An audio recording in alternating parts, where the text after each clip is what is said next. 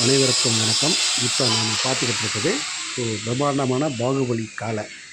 அதை பைப்பர் மோடில் பண்ணி உங்களுக்காக பொங்கல் சிறப்பு தினத்துக்காக ஒரு காட்சிக்காக செஞ்சுக்கிட்டு இருக்காங்க.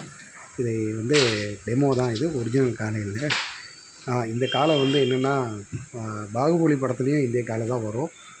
இதில் இருந்தால் இந்த காளையை ஒரு டெமோவாக யூஸ் பண்ணி இதை சிஜிக்காக யூஸ் பண்ணுவாங்க.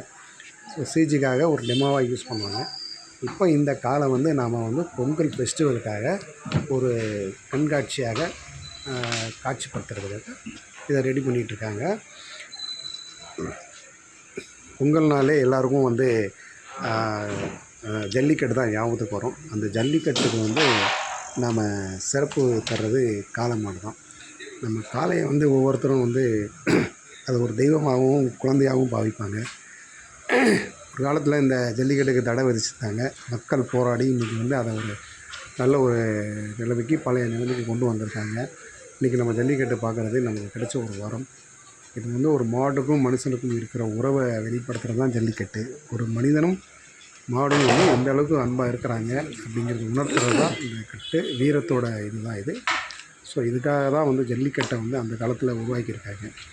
ஸோ அந்த ஜல்லிக்கட்டு காளை மாடை காப்பாற்றணுங்கிறது, அந்த ஜல்லிக்கட்டுன்னு ஒன்று இருக்கும் போய் தான் அந்த காளையை வளர்த்து பாதுகாத்து கொண்டு வராங்க. அப்படி ஒன்று இல்லைன்னு வைங்களேன், யாரும் காளை மாடை வளர்க்க மாட்டாங்க. ஏன்னா அதனால் ஒரு நோ யூஸ் அப்படிங்கிறதுனால. அதனால் இந்த ஜல்லிக்கட்டை நம்ம எல்லோரும் இந்த ஜல்லிக்கட்டை போய் பார்க்கணும். இந்த ஜல்லிக்கட்டுக்கு ஆதரவு தரணும்.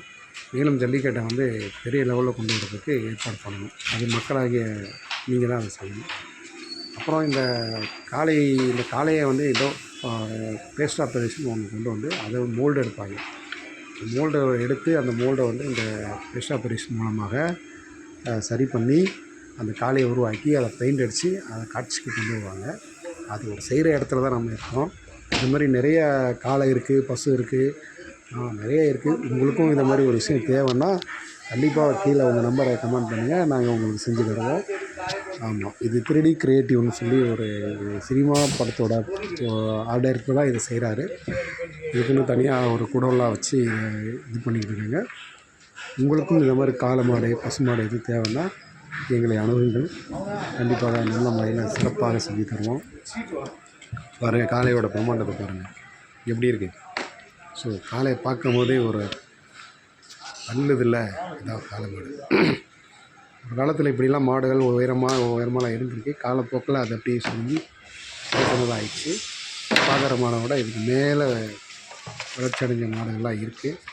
கண்டிப்பாக இது எல்லோரும் பொங்கல் முடிஞ்சு உழவர் திருநாள் அன்றைக்கி போய் இந்த ஃபங்க்ஷனை பாருங்கள், ஜல்லிக்கட்டை பாருங்கள், சக்ஸஸ் பண்ணுவாங்க.